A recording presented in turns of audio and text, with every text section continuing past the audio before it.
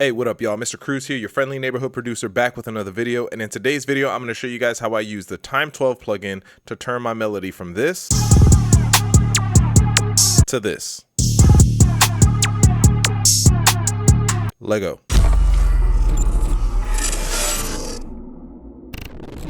So here we have Time 12. This is from Tia Glore. I did a previous video on their Gate 12 plugin. This is Time 12. They're pretty much both the exact same thing, except that this one has to do with like the time manipulation versus the gate one, which was only affecting like the gate patterns or like the gate volume. If you're a FL user and you've ever used Grossbeat, this is kind of like what the default of Grossbeat does. But Grossbeat also has like gate effects built into it as well. So for the most part, I'm going to say go ahead and check out my previous video on the Gate 12 to get an understanding on like how some of these parameters work. But for this example, I'm going to show you guys how I kind of like messed around with some pattern and came up with the melody that I have now. Let the games begin. So again, originally the melody sounded just like this to now it sounds like this. All right, I'm gonna show you guys exactly how I did this. So for starters, here we are at the sequence tab. So in here, this is really the one that I like the most. I like painting this kind of pattern right here, this kind of square pattern. So I'm gonna do that here.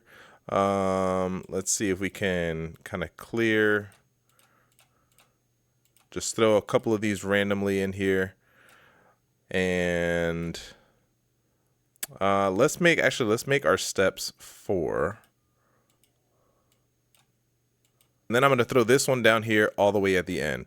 And the reason I like this one is because this one has like a bit of a tape stop effect that you'll hear in it. Maybe I'll make it a little bit longer. So there, like that. All right, there. That's exactly how I want it. The other thing I'm going to do is I'm going to click this random button. Now, if you remember my Gate 12 video that I showed you, that clicking this randomize button will just randomize the pattern that you have here. It won't randomize, it won't change like the different shapes, but whatever you have down here, it'll randomize. It might make it smaller, it might make it louder, or kind of like mess with the threshold that we have here. So this is what I'm going to do, and I'm going to just click it a couple times to see what we end up with. Actually, let me also get rid of this one here because I don't want that one there.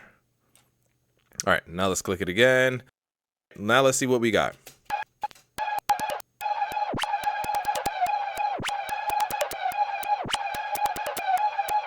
On this one, I did realize that messing with the attack and the release kind of helped minimize a lot of those clicks that you start hearing.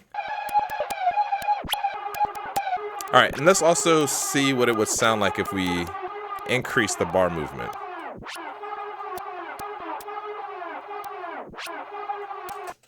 Let's hear it in context with the beat.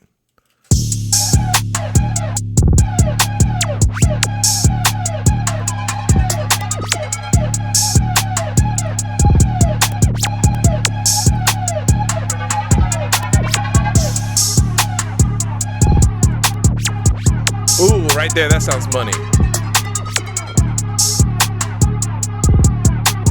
Boom, there you go. Look, it was really simple, real quick, real easy, and then we came up with something that that allowed us to change the initial melody that we had, very little effort, and it sounds, I think, personally, it sounds like even better. Like change the drums during that section, like have like a little drop there, boom, that junk gonna be hitting. If you haven't checked out my Gate 12 video, go check that out because I go into a little bit more depth on like what these parameters do and how you work with them. This plugin is definitely a keeper. It's the second Tia Glore plugin that I've done on this channel, and so far, they're making a name for themselves in my book. That's all I'm saying. Let me know in the comments below what you guys think. Outside of that, it's your boy, Mr. Cruz, out.